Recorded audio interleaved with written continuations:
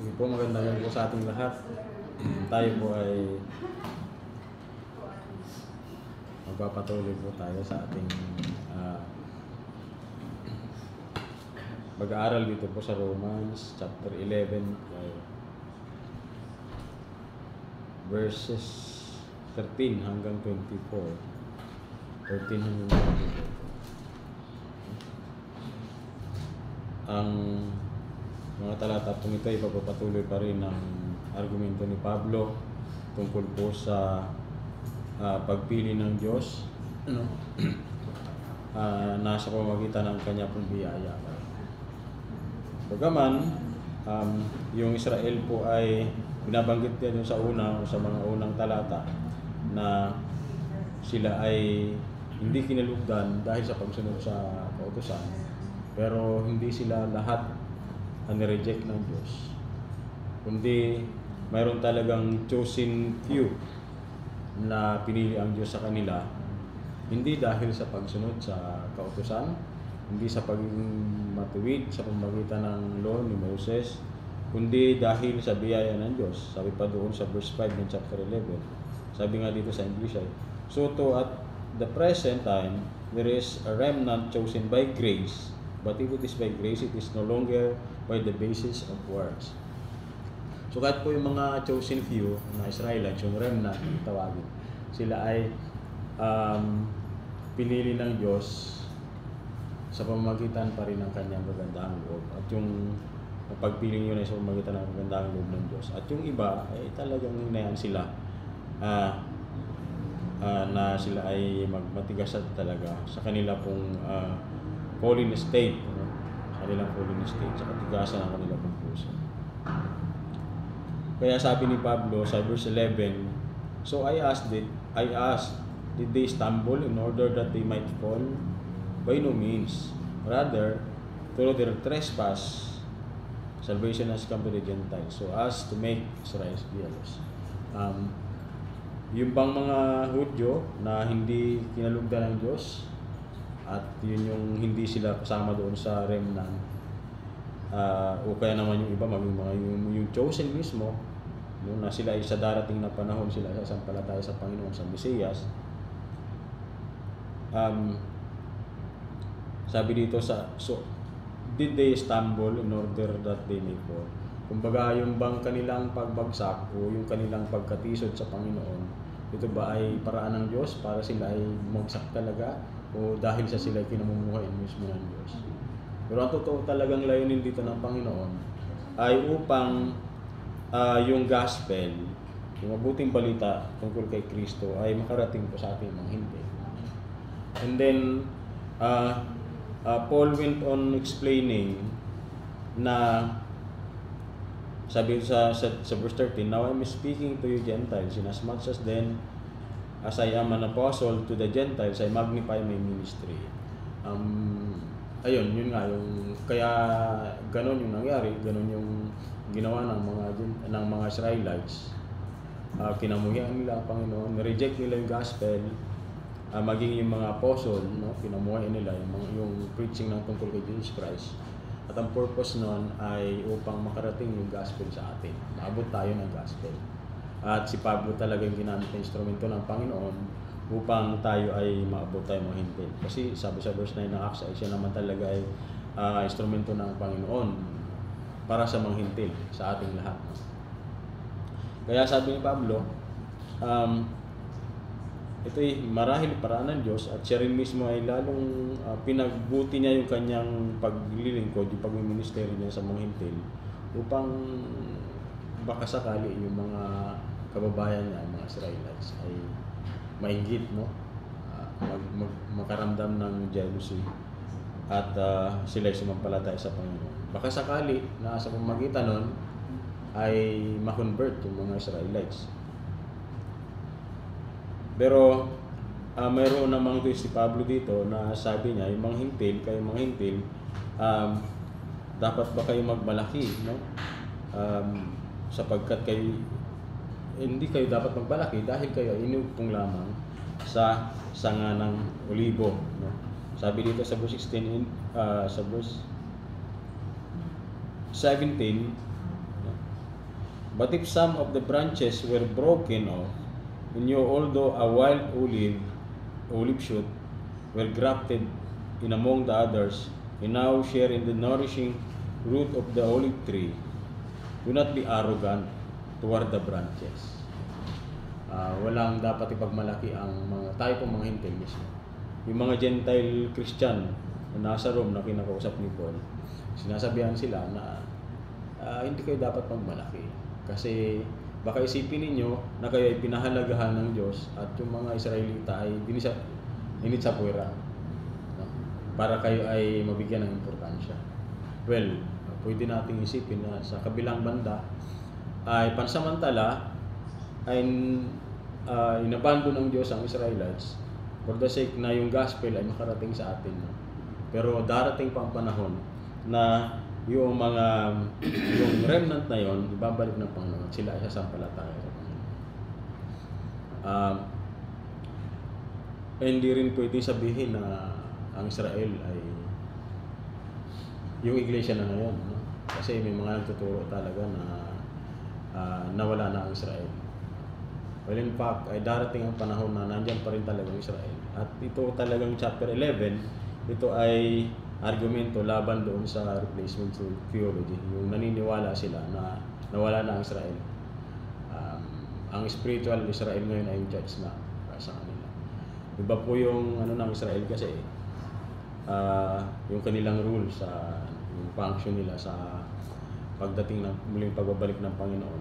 Mag-isa kasaysayan di ba yung sa atin. So makikita po natin dito na ang Israel, sila talaga yung pinili ng Diyos. Sila yung original na branches ng olibo. At ang Panginoong Jesucristo, siya yung ugat. At itong olive tree na ito ay nakaugpong sa ugat na walang iba kundi Panginoong Jesucristo. At mayroong ugat, inaano ni Pablo dito as yung prinsipyo ng grafting, no?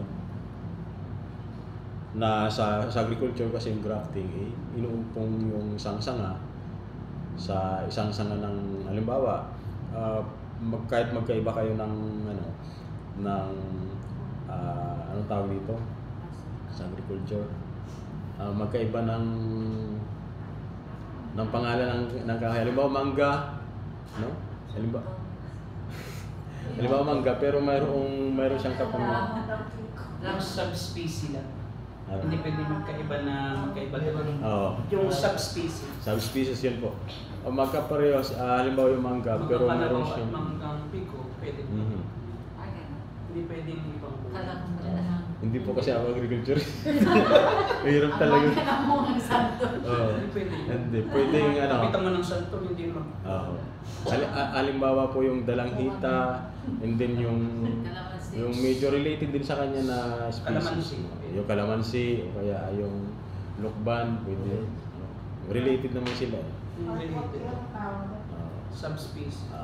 So, ngayon dito sa grafting, na yung prinsipyo ng grafting na sinasabi ni Pablo, yung totoong olive tree at saka yung ligaw na olive tree ang pinag-ugpong, no?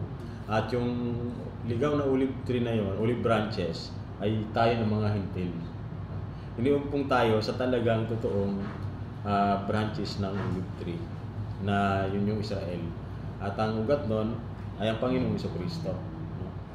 So, kaya sinasabi ni Pablo na kayo as a Gentile na nakakilala kayo sa Panginoon dahil sa biyaya, wala kayong dapat ipagmalaki. Hindi kayo pwedeng maging arrogante na kayo ay na-place sa inyong Panginoon. Hindi.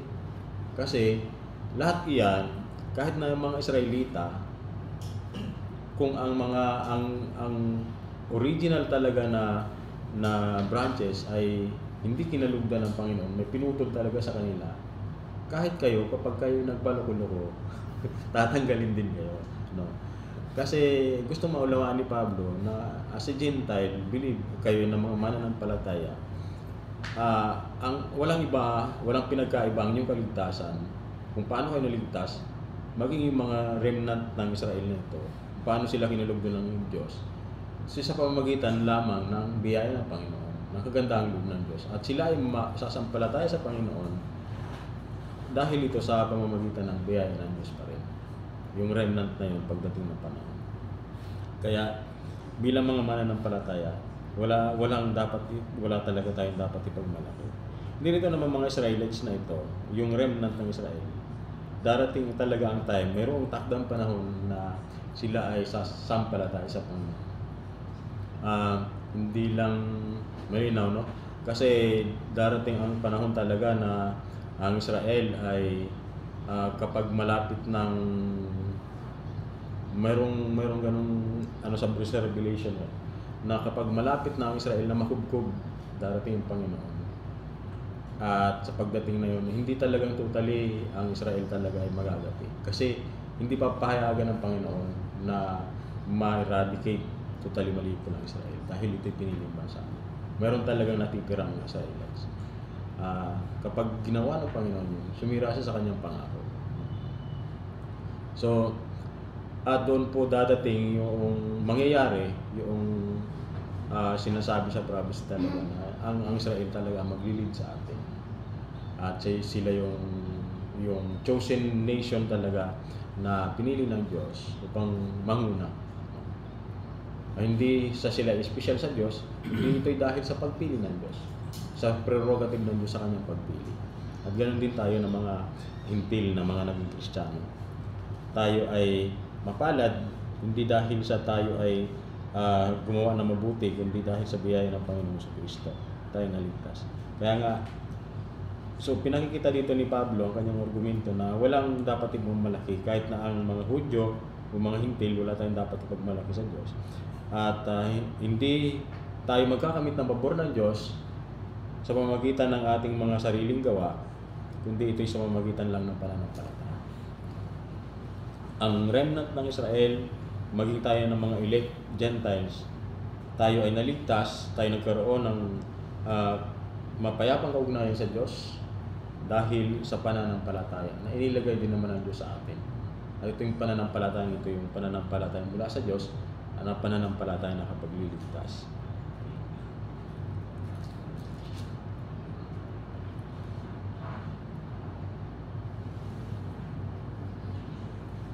So kahit na ang Israel po ngayon ay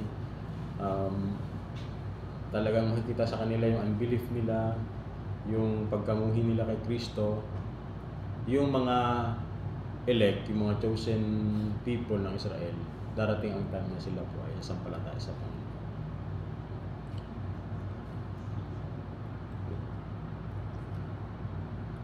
Ano po? Tayo po mag-pray. Panginoon, salamat sa iyo pong biyaya, sa iyo pong mga salita, at sa iyo pong gandang loob sa amin na ginagamit mong instrumento at ito upang patuloy kami magtiwala at magpasakop sa iyong banal na kalooban. Salamat po na meron kaming kaligtasan na galing sa iyo at tinuturuan mo kami na hindi magmalaki, hindi maging arrogante, kundi umasa sa iyo po Panginoon biyaya at tingnan ang iyong kaligtasan na nagmula lamang sa iyo. Pangawin dalangin sa Panginoon Jesus. Amen.